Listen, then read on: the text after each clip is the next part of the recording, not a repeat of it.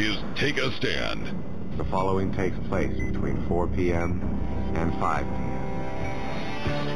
It's easy to point your fingers and say somebody else should be doing something, but it boils down to what are you going to do about it? Take a Stand with Matt Matan. Been listening to you for a while. You got a good show. This is good stuff. I appreciate you hitting it hard, and it's an issue I think that America's got to face up to. To get in on the conversation, dial 240-9962 or toll free 800-570-9962. Now, live from the Matt Cave, it's Matt Matan. On your mark, get set, go. 1-800-570-9962 is your all-access number to free speech. Use it or lose it. We are halfway through our congressional debate here on Take a Stand today with our Republican candidates for the 11th Congressional District, John Armour, Spence Campbell, and Carl Mumpower. And thank you all for being with us on Take a Stand today, and the folks that are listening, WWNC, AM 1400 The Peak, and everywhere else online at takeastandshow.com. Appreciate you opening yourselves up for the phone calls for the next hour as well. Thank you, Matt. Now, glad to do it. Before I take the phone calls, though, people that may be tuning in, now that we're halfway through, you know, in radio they say never assume someone listens for the entire 3 hours. So I want to go around the table in opposite alphabetical order this time for just a brief opening statement this hour before we go to the phone calls. Dr. Carl Mumpower. Okie dokie.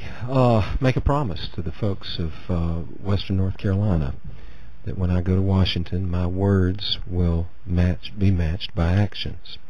I want to make a promise that I will campaign actively and enthusiastically and honestly to get there. I won't bend the rules. I won't bend the truth, as other candidates are willing to do.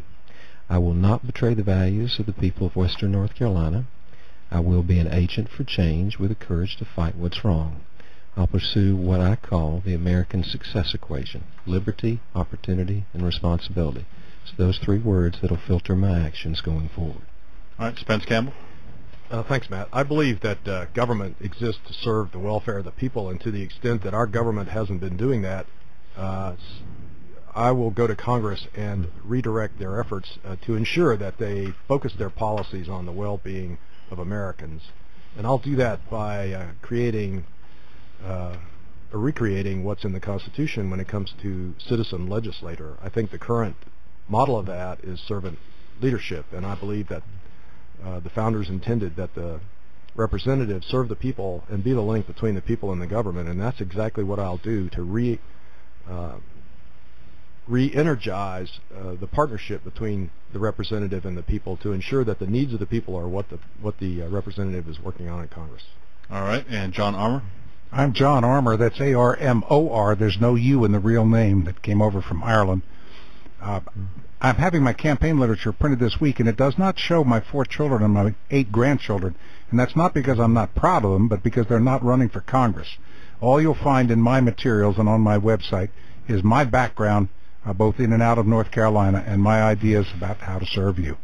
All right, with that, we open up for your phone calls, and I do ask, we're going to have a lot of people that want to get in here with questions today. We ask you to have a question, a single question ready to, when I go to you, to ask that question. As soon as the question is done, you will find yourself out in Neverworld. Quickly turn the radio back up to hear the answers. We want to get in as many people as possible over this hour of Take a Stand. Again, the phone number is 1-800-570-9962. If you're in Asheville locally, dial 240-9962. And a little hint for folks in Asheville, if you can't get through on the local line, try that toll-free number. You might have a chance on those lines. They tend to be open a little bit more often. All right, let's go to the phone lines now. Steve, you're first up. Welcome to Take a Stand. Yes, I'd like to have a question for all 3 candidates. I'm a working man. My wife works, and it just seems like forever now we can't afford to go out and do anything. I mean, we just barely make it week to week on gas. I'd like to know what each candidate plans to do where, while I still have young children, I might be able to take them out to a ball game and not feel like, I have to suffer somewhere and not, some other area. What are you going to do for the working man? All right, let's start with John Armour this time, and each time when there's a question for each of you, I'll just rotate who starts. John? Steve, yours is a common problem, and it's one that I saw in my own family and know about from my own family a generation back, which is even when you have 2 people working, you don't have enough money to do ordinary things for your children. Part of it has to do with what kind of jobs are available to you and what kind of education is available to you. I'm sure that you can look around among friends and see jobs that pay more, which you need, either for your wife's job or yours, that maybe you can't qualify for right now. I certainly support those programs the federal government has to help people step up to jobs that pay better for their sakes and for the sake of their families. Spence? I believe the first priority of government has to be the welfare of the American people. And here in Western North Carolina, you're not unique, of course, because a lot of workers here have been impacted by policies of the federal government that were well-intended that didn't work out that way. So what we really need to do, I think, in Congress is refocus the federal government's economic policies on the people that need the help the most, and I think Western North Carolina would certainly qualify for that.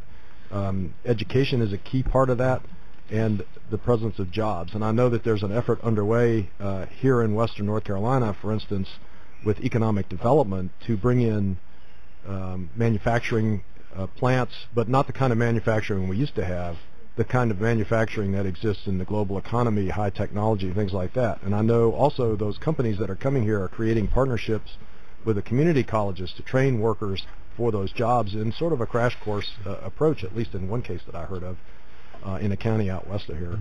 I think there are a lot of things going on now that will make the situation better, but what is not going on now is that the federal government is not working for us at the top, as the first priority of what they're doing, and I think that needs to be fixed. Carl? Steve, first thing I'll do is try to fight to control government spending and the socialistic creep of socialistic policies that continue to occur up there by both parties, where people are reaching into your pocket and other folks and taking money out and putting it into somebody else's pocket that they like better.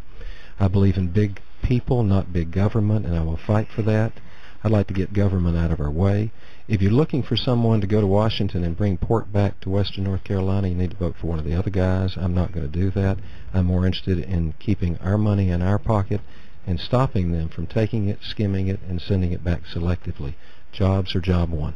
All right, let's go to the phone lines again. Kathy, thank you for holding. You're on Take a Stand. Hi. I'm just concerning ENDA, the Employment Non-Discrimination Act.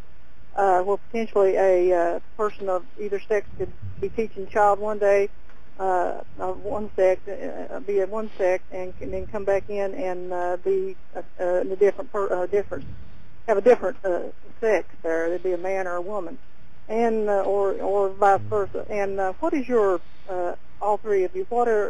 How would you vote on that if that came up for a vote? And what is it again, Kathy? The Employment Non-Discrimination Act, ENDA.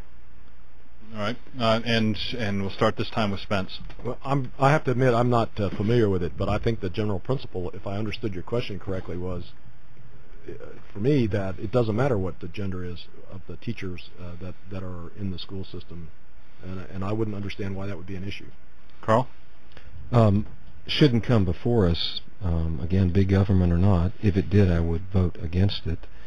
As a Christian, I think I speak for myself, want to come from a loving place with people, but I believe there's a difference in tolerance and advocation, and I believe we're advocating at this point. Government is advocating for things, lifestyles and choices that I do not believe are in the best interest of the future of the country. John?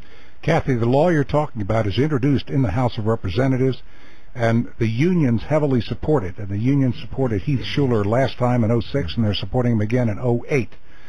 Personally, I believe, as a longtime defender of the Boy Scouts, that there are some situations where certain adult leaders should not be in the presence of young children, and that includes in the schools. So I heavily oppose the law you're talking about, and my impression is that Heath Schuler supports it. All right, we go to the next call now. Gene.